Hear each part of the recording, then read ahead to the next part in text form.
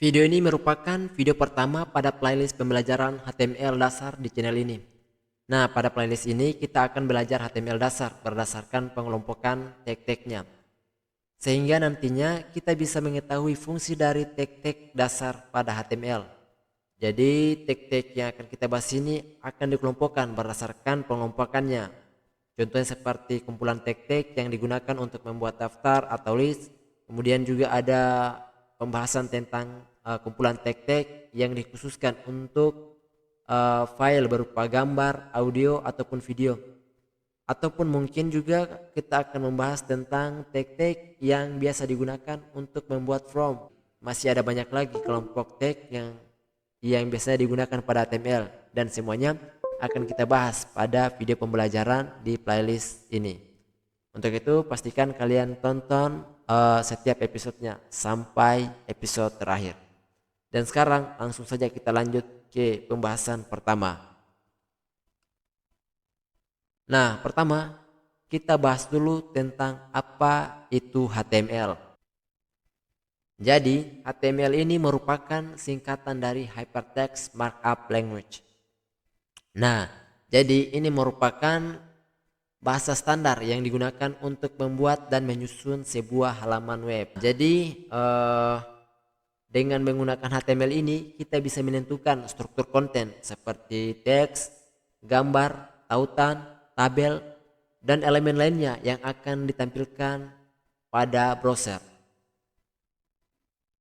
Jadi fungsi HTML ini dapat memberi tanda ataupun struktur pada dokumen agar dapat ditampilkan dengan benar oleh browser.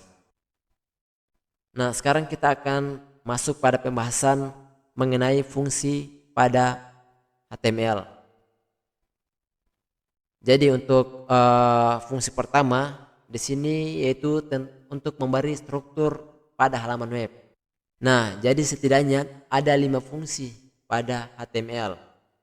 Untuk fungsi yang pertama yaitu dengan HTML kita bisa memberi struktur pada halaman web. Jadi HTML ini berfungsi seperti kerang kebangunan. Ia menentukan bagian-bagian utama dalam sebuah halaman web. Misalnya kita kenal dengan sebutan header, kemudian navbar, kemudian juga ada konten utama pada web tersebut, kemudian juga ada sidebar dan juga ada footer. Nah, jadi tanpa struktur ini sebuah halaman hanya akan berisi teks biasa yang berantakan dan sulit dipahami. Kemudian kita masuk pada fungsi kedua pada HTML, yaitu dapat menyematkan teks, gambar, video, audio, dan media lainnya. Jadi dengan HTML ini kita bisa menampilkan berbagai jenis konten multimedia di halaman web kita. Dan tidak hanya teks tetapi juga gambar. Kemudian bisa juga audio ataupun video. Dan konten-konten ini bisa kita gunakan sebagai hiburan ataupun edukasi pada halaman website yang kita buat. Kemudian masuk ke fungsi ketiga, yaitu bisa membuat tautan antar halaman atau sering disebut juga dengan hyperlink. Nah, jadi dengan HTML sehingga kita memungkinkan untuk menampilkan hyperlink. Nah, fungsi dari hyperlink ini yaitu untuk pengguna bisa berpindah dari satu halaman ke halaman lain dengan mudah. Jadi fitur ini sangat penting ya, karena bisa membuat web saling terhubung sehingga membentuk jaringan besar. Kemudian kita lanjut pada fungsi keempat, yaitu dapat menentukan elemen form untuk input sebuah data. Jadi pada fungsi keempat ini kita dapat menyediakan berbagai elemen formulir atau sering kita sebut juga dengan istilah form. Dan tujuannya agar pengguna bisa memasukkan sebuah data. Jadi datanya itu misalnya kita gunakan untuk login, kemudian untuk mengisi survei ataupun mencari informasi di sebuah website. Jadi elemen form ini nantinya bisa diproses oleh bahasa pemrograman. Dan bahasa pemrogramannya ini seperti bahasa PHP ataupun JavaScript. Kemudian masuk pada fungsi kelima, yaitu dapat menyusun tata letak konten agar mudah dibaca. Jadi dengan HTML konten dalam halaman web dapat diatur sedemikian rupa supaya terlihat rapi. Kemudian juga bisa terstruktur dan enak untuk dibaca.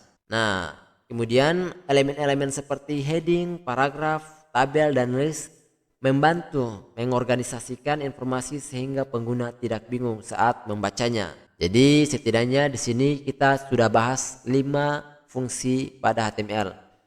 Mungkin masih ada lagi beberapa fungsi-fungsi yang lain, tapi di sini kita fokus pada 5 fungsi ini saja ya. Kemudian kita lanjut pada slide berikut. Di sini menampilkan komponen-komponen yang perlu kita ketahui dalam HTML. Di sini yang pertama ada yang namanya elemen, kemudian ada juga yang namanya tag. Dan untuk tag ini terbagi atas 2 jenis. Yang pertama tag pembuka atau opening tag, dan yang kedua tag penutup atau closing tag. Jadi setiap kali kita menggunakan tag pada HTML itu kita wajib menggunakan yang namanya tag pembuka dan juga tag penutup. Dan untuk tag penutup itu ditandai dengan tanda garis miring seperti ini ya. Tapi selain tag-tag yang menggunakan tag pembuka dan tag penutup, ada beberapa tag yang tidak menggunakan tag penutup. Jadi dia hanya menggunakan tag pembuka saja ya. Kemudian ada yang namanya atribut. Nah, atribut ini kita bisa gunakan untuk mengatur konten kita ya. Nah, di sini pada contoh yang kalian bisa lihat di layar ini, atribut ini memiliki nilai atau value dan nilainya itu yaitu center. Kemudian terdapat juga isi kontennya. Di sini isi kontennya tertulis hai, kamu cantik, tanda seru. Dan keseluruhan mulai dari tag pembuka sampai tag penutup, kemudian juga ada atribut dan nilai atau value-nya, itu kita sebut dengan istilah elemen. Jadi kedepannya kita akan sering menggunakan komponen-komponen ini ya, mulai dari elemen, kemudian tag pembuka, tag penutup, kemudian atribut, kemudian ada value atau nilai, dan isi kontennya. Oke, sekarang kita lanjut ke slide pembahasan berikutnya. Nah, sekarang kita akan bahas tentang cara penulisan tag pada HTML. Jadi di sini misalkan kita gunakan tag H1. Jadi tag H1 ini kita gunakan untuk membuat judul ya. Dan ini juga ada 6 tingkatan, mulai dari yang terbesar sampai yang terkecil. Untuk tingkatan terbesar kita bisa gunakan H1, dan untuk tingkatan yang kecil kita bisa gunakan H6. Kemudian kita buat judulnya. Kita buat misalnya di sini saya buat contoh untuk judul tampilan website kita buat semangat berproses. Nah, seperti yang saya sebutkan di awal tadi, ketika kita membuka tag, kita harus akhiri dengan tag penutup untuk memberitahu bahwa konten yang kita buat ini sudah berakhir sampai di sini. Dan untuk tag penutupnya kita gunakan tanda garis miring seperti ini ya. Nah, ini tag yang kita gunakan untuk membuat judul. Kemudian juga kita bisa gunakan tag P ini untuk membuat sebuah paragraf. Dan contohnya di sini isi paragrafnya seperti ini. Setelah kita membuat satu paragraf yang utuh, sama halnya dengan tag H1 tadi, untuk tag P ini kita perlu menggunakan tag penutup, dan kita perlu menambahkan tanda garis miring atau slash seperti pada tag H1 tadi. Nah, sekarang kita tutup tagnya. Jadi kurang lebih seperti inilah cara penulisan tag pada HTML. Nanti kita akan langsung bahas pada prakteknya ya. Kita akan praktikannya langsung. Tapi di sini saya kasih materinya dulu. Setelah kita membahas tentang apa itu HTML, kemudian kita juga sudah bahas tentang fungsi-fungsi dari HTML itu apa-apa saja. Kemudian kita juga sudah bahas tentang cara penulisan kode HTML yang baik, komponen-komponen apa saja yang ada pada HTML. Langkah selanjutnya kita akan langsung mempraktekkan cara menuliskan baris-baris kode HTML pada teks editor. Dan text editor yang akan kita gunakan pada kegiatan coding kita adalah text editor Visual Studio Code. Dan sekarang langsung saja kita mulai ke cara mendownload text editor Visual Studio Code-nya. Langkah pertama, kita masuk ke browser. Di sini saya gunakan Google Chrome. Kemudian pada kolom pencarian Google Chrome, kita ketikkan download Visual Studio Code. Kemudian enter. Nah, setelah muncul tampilan seperti ini, kita pilih yang paling atas ini ya.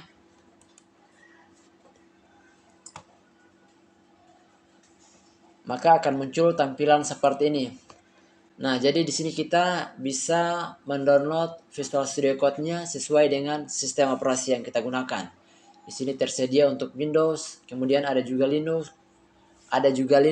dan kemudian ada juga macOS. Nah, karena di sini saya menggunakan sistem operasi Windows, maka saya download di versi Windows-nya.